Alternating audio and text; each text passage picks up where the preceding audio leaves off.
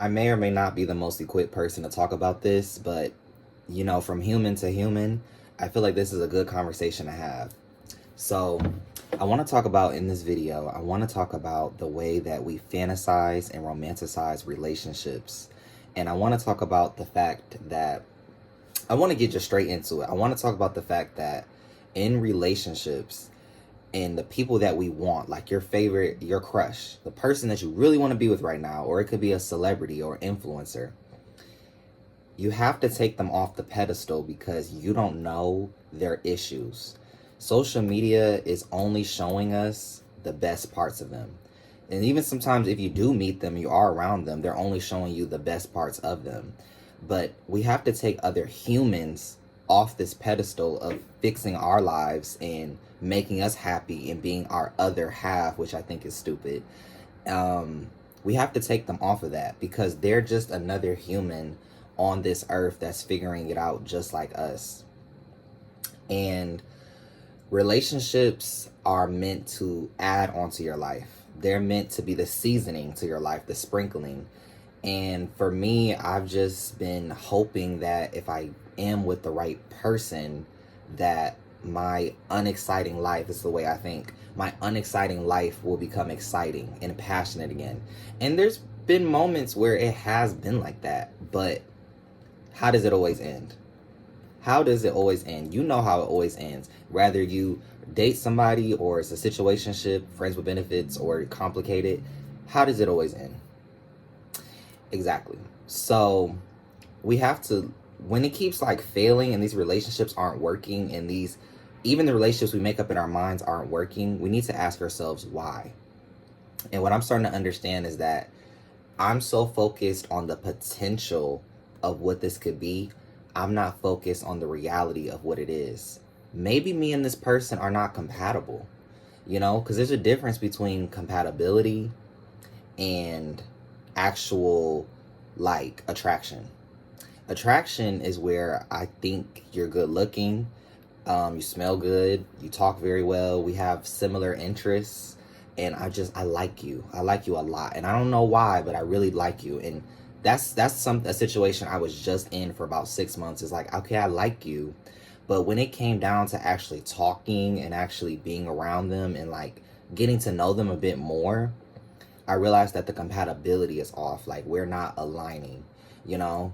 And going back to my point, I had to take them off the pedestal. Now that we're not talking anymore, my brain naturally taking them off the pedestal, and I'm realizing they were just another human. And not only that, they were a human with problems, and they were a human that was not even compatible with what I need. And I'm thinking that because I have this attraction, they're going to fit into the fantasy of what I've created in my mind. And I'm realizing that that delusion was fun, was interesting, but it only brought me off the path of my own spiritual journey. And it showed me that compatibility should be the focus. It should be the thing that we're looking for more. Are you compatible with my needs as a person? And also, am I using you to fulfill all of my needs? And that's another thing. Like, is this person the source of your happiness, or are they adding happiness to your life? Are they the source of excitement, or are they adding excitement to your life? And I feel like social media has made it in such a way that we think it's supposed to be like that. Like, they're supposed to be our happiness.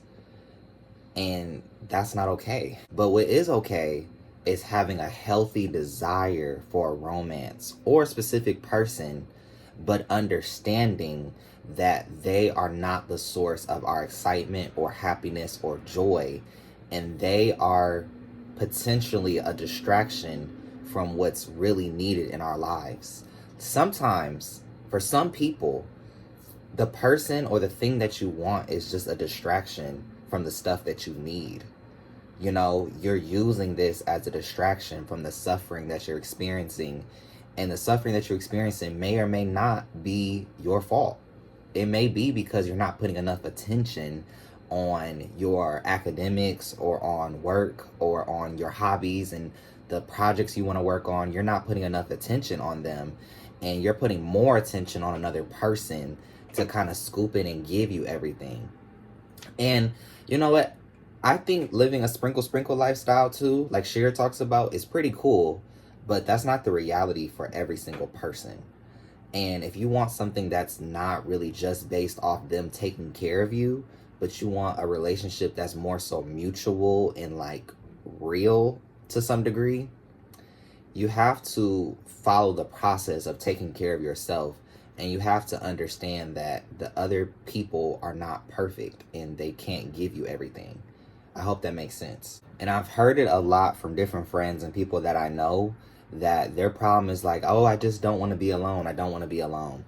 Well, the reason why you don't want to be alone is because either, it's not even really either, you don't like yourself. You don't like being alone because you're in your own company with just yourself. And there's something going on mentally that is blocking you from enjoying your own time.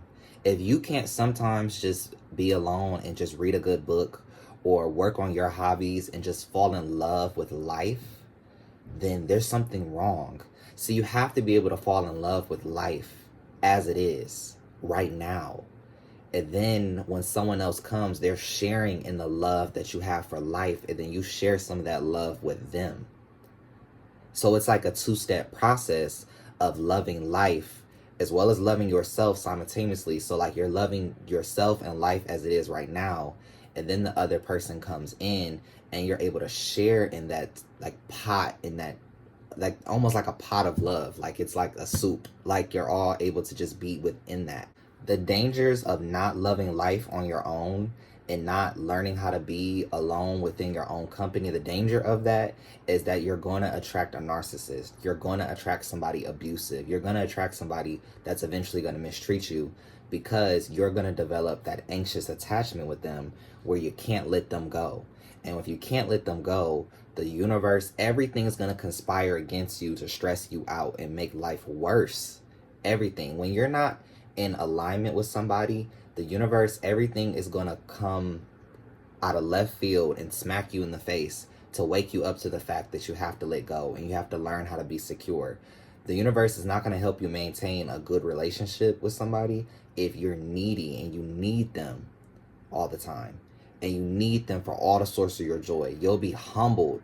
I'm telling you what I know. You'll be humbled when someone is the source of your excitement. For me, it's excitement. Because I feel like relationships right now, what I'm craving is more excitement in my life. And I'm thinking I'm going to get that from a man. And it could come from a man. But I think we're missing the whole step one of the process of learning how to love life. But yes, every time you hold on to someone, you're going to create or attract a narcissist, because you aren't able to let go. You're not able to be alone. So you're clinging on to whatever you can get. And even if it's the scraps, and you know it's scraps, but you're convincing yourself that it's not scraps. And lately I've developed a mini type of obsession with this like influencer. And that's how I'm really coming to all this like knowledge of all of this, like awareness, because there was this influencer that I really, really like and find really attractive. And I really feel like we could be together. But two things. One, I had to acknowledge that they're a person and they have problems, and I just don't know about those problems yet. And then two, I'm looking for some excitement that I think that they can give me, and that's excitement I need to generate on my own first, so I don't get misused and abused by them, even if they are a good person, because a good person can turn into a bad person and mistreat you. But yeah, I don't want to make this too long, and I don't want to like talk on too long. But I'm going to leave you with some affirmations that I think are going to be very, very helpful to kind of sum up everything I just talked about. So, you ready? Okay. I am worthy of a healthy relationship that I desire. I understand the good, bad, and ugly of other people and understand that they're human on a spiritual journey just like I am. Okay? Third one is, I am worthy of my own attention and company. And then the last one, I am a guy or girl who's gonna be okay. I'm gonna be okay. And yeah, those are the affirmations that I have for you. I hope that this quick video helped you, and I'll see you later.